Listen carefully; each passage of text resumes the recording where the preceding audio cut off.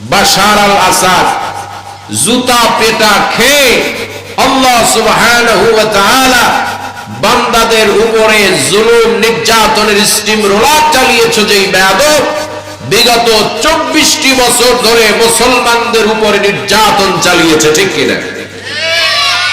একটি জিনিস খেয়াল করুন, সেটি হচ্ছে যারা শয়তানের দলে সবগুলোর কর্মকাণ্ড একই, ভিন্ন কোনো কর্মকাণ্ড নাই। বাশার আল আসাদ ও মানুষকে নির্যাতন করেছে আয়না ঘর বানিয়ে, ঠিক কিনা? আমাদের লেডি ফেরাউন আয়না ঘর বানিয়ে মুসলমানদেরকে নির্যাতন করেছে। দুইজনের মধ্যে সম্পর্ক আছে না নাই? সম্পর্ক আছে। একজন আয়না ঘরের বন্দীর কাছে জিজ্ঞেস করা হলো, ও বন্দী, তোমার আয়না ঘরের জীবন কিভাবে কেটেছে? বন্দী বলছে, আমাদেরকে 6-7 দিন পর্যন্ত এক নাগারে কোনো খাবার দেওয়া হতো না। ওই যুবক বলছে, আমাদের চেহারা দেখে তোমরা চিন্তা করো, ভাবনা করো যে আমাদের অবস্থাটা কেমন হয়েছিল।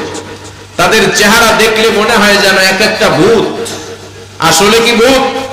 না, আসলে মানুষ।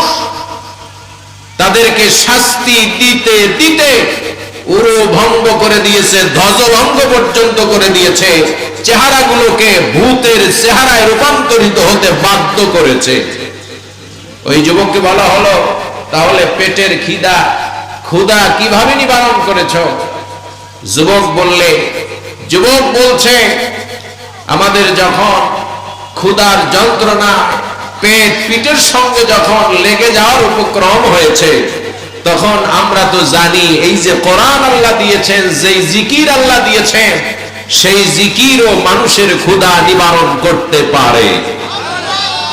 যখন ক্ষুধা লেগেছে, সাথে সাথে রব্বুল আলামিনের দিকে মুতাওয়াজ্জা হয়ে সুবহানাল্লাহ, আলহামদুলিল্লাহ, লা ইলাহা ইল্লাল্লাহ, আল্লাহু আকবারের জিকির যখন আদায় করতাম, আল্লাহর রহমতে আমাদের পেটের ক্ষুধা নিবারণ হয়ে যেত। এই জালেমদেরকে রব্বুল আলামিন বিদায় করে দিয়েছেন।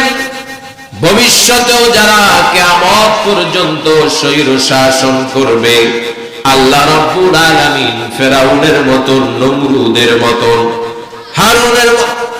হামানের মতন, কারুনের মতন রব্বুল আলামিন তাদেরকে জুতা পেটা করে বিদায় করে দিবেন। জোরে বলেন ঠিক কিনা?